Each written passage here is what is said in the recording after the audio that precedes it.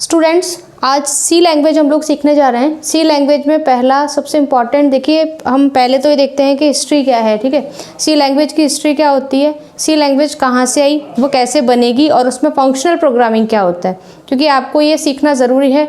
अभी तक जितने भी सी के लेक्चर हमने पढ़े होंगे या पहले अमूमन हम पढ़ते थे, तो कंसेप्ट में ये होता था कि आपको इंट फ्लॉट ये वेरिएबल्स पढ़ने हैं। ठीक है, बहुत सारी कंडीशंस होती थी। लेकिन आज जो क्वेश्चंस आपको सीधे मिलेंगे या कॉलेज लेवल पर भी आप देखते हैं, तो वो आपसे कुछ ऐसे क्वेश्चंस पुटअप करते हैं जिसका आंसर आपको आता ही नहीं है। तो हम बेसिकली 1 बाय 1 टॉपिक्स में इसको पूरा कवर करेंगे और सी लैंग्वेज का रूल्स क्या है। ठीक है, सबसे पहले हम बात करते हैं हिस्ट्री ऑफ सी।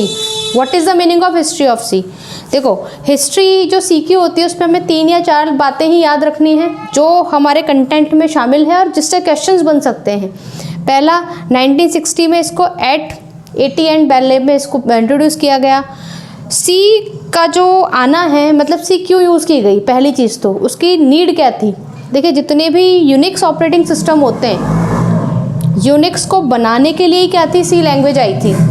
ठीक है, यानी कि यूनिक्स बनाने के लिए जो लैंग्वेज यूज़ में हुई उसको बोलते हैं यूनिक्स के लिए सी लैंग्वेज, और उसके लिए पहले यूनिट यूज़ की गई थी, इसको बोलते हैं BCPL। आपसे पूछा जाए यूनिक बेस्ड लैंग्वेज, आप बोलेंगे सी लैंग्वेज। सी लैंग्वेज का नाम सीधा सी कभी नहीं पड़ा था, उसको शुरू में बोलते थे BCPL। ठीक है, बेसिक कंट्रोल प्रोग्रामिंग लैंग्वेज, वो यूज़ की गई थी। तो ये विचार था कि पहले BCPL यूज़ करेंगे और उससे हम क्या बना डालेंगे, यूनिक्स बना डालेंगे। पर ये आइडिया फ्लॉप हो गया। जैसे आइडिया 1960 में फ्लॉप हुआ, उस आइडिया को आगे बढ़ाया गया और 1965 में केन थॉम्सन ने क्या किया, एक इंट्रोडक्शन किया। उसने बी लैंग्वेज स्टार्ट करी। दोस्तों, उसने बी लैंग्वेज क्यों स्टार्ट करी, ये बड़ा खतरनाक सा सवाल है, क्योंकि कई लोग बोलते हैं कि सीधी सी लैंग्वेज डेनिस रिची ने बना दी थी 1972 में, जबकि ऐसा नहीं हुआ था। जब बी लैंग्वेज बनी तो यूनिक्स काम नहीं कर रहा था BCPL पर, तो सीधी कहानी किसकी आई, बी लैंग्वेज की। अच्छा, बी लैंग्वेज पे जब काम करना शुरू हुआ तो ये बाद में पता चला कि वो भी क्या थी, IBM कंपनी के PDP-11 नाम के कंप्यूटर पे वो सपोर्टेबल नहीं थी बी लैंग्वेज। जब वो सपोर्टेबल नहीं हुई तो बहुत बड़ी दिक्कत समस्या आ गई। तो फिर क्या हुआ था, फिर डेनिस रिची ने 1972 में बेल लैब में क्या बनाया था, सी को इंट्रोड्यूस किया था। तो आज भी हम यही बोलते हैं कि सी यूनिक्स के डेवलपमेंट के लिए बनाई गई एक ऐसी लैंग्वेज है। ओके, यस, सी लैंग्वेज को हम लोग बोलते हैं बाय प्रोडक्ट। ये लिखा हुआ है, आप लिख भी सकते हैं मेरे साथ साथ, बाय प्रोडक्ट यूनिक्स। ये बहुत इंपॉर्टेंट चीज़ है। क्यों इंपॉर्टेंट है इसका कारण मैं बताती हूँ आपको। देखिए, यूनिक्स एक लैंग्वेज थी जो बनाई गई, लेकिन यूनिक्स को बनाते बनाते, वो कहते हैं ना, कोई भी चीज़ बनाते हो, एक्स्ट्रा कोई चीज़ अगर प्रिपेयर हो जाती है उसको बोलते हैं बाय प्रोडक्ट। आप किसी भी प्रोडक्ट के इस्टेब्लिशमेंट पे काम कर रहे हो, उसको बनाने में काम कर रहे हो, लेकिन कुछ और बन जाता है, तो वो कुछ और बन गया, वो भी आपके काम आए। इसलिए यूनिक्स बनाते बनाते एक लैंग्वेज इंट्रोड्यूस हो गई थी जिसको बोलते हैं हम सी लैंग्वेज, क्योंकि वो यूनिक्स को डेवलप करने के लिए बनाई जा रही थी। तो हम पूरा कंसेप्ट समझेंगे। अब आप मेरे साथ समझते जाएंगे। आप सी लैंग्वेज का हम कंसेप्ट समझ रहे हैं। पहला कंसेप्ट ये होता है कि पहले क्या आई थी, बी लैंग्वेज आई थी, और बी के बाद कौन सी लैंग्वेज आई थी, सी। तो पहली चीज़, जब बी लैंग्वेज में हमने वर्क किया था, सबसे बड़ी इसमें प्रॉब्लम थी, समस्या थी, वो क्या थी कि ये 1 बाय 1 के चलती थी। यानी कि हर एक लाइन का कोड नेक्स्ट लाइन पे डिपेंड हुआ करता था। तो बहुत बड़ी दिक्कत सामने आई।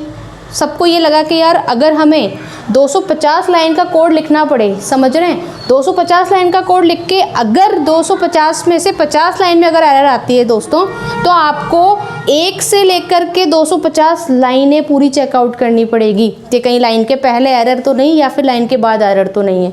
बहुत बड़ी समस्या लगी लोगों को और रियली बहुत बड़ी दिक्कत थी। इसके सॉल्यूशन में हमने सी लैंग्वेज के अंदर फंक्शन बनाने स्टार्ट किए। क्या स्टार्ट किए, फंक्शन। और इसीलिए मैं आपको स्टार्टिंग करवाऊंगी फंक्शन से। जब भी सी लैंग्वेज को पढ़ाया जाता है, हमारा फोकस होता है डेटा टाइप्स पढ़ें, कॉन्स्टेंट पढ़ें, उनके रिटर्न टाइप्स पढ़ें, जबकि ऐसा नहीं होता।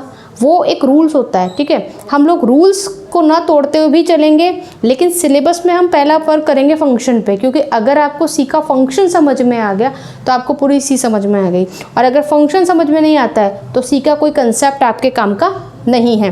तो बात कर रही थी, वापस बोल रही हूँ मैं आपको, किसी लैंग्वेज के अंदर फंक्शन बनाते हैं। देखो, पूरा एक कोड है। अब आपको एक चीज़ समझ में आ रही होगी, जैसे हम इसको हटा देते हैं फिलहाल, ये हमारा एक कोड है, यानी कि एक पूरा सेट ऑफ कोड, पहला सेट ऑफ कोड, दूसरा सेट ऑफ कोड। तो ये क्या होता है, फंक्शन का काम करता है। फंक्शन कभी भी एक लाइन बाय लाइन काम नहीं करेगा, फंक्शन कोड्स बाय कोड्स काम करता है। आपने एक लाइन का कोड जनरेट किया, फंक्शन चला दिया, दूसरी लाइन का कोड, फंक्शन चला दिया।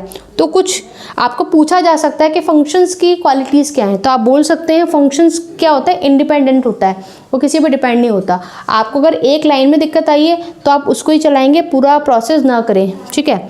ईजी टू डिबग, आसानी से उसके एरर्स पकड़ी जा सकती है। तीसरा, ईजी टू रीयूज़, लिखते जाएंगे आप, रीयूज़ भी उसको किया जा सकता है। Easy to update, modifications allow है। And divide and conquer method, conquer method का मतलब होता है कि आपको कैलकुलेटर बनाने के लिए मैं बोल दूं तो उस कैलकुलेटर में आपको बहुत अच्छे स्टेप यूज़ नहीं करके केवल प्लस का अलग फंक्शन, माइनस का अलग फंक्शन, डिवाइड का अलग फंक्शन, मॉडल का अलग फंक्शन बनाना पड़ेगा।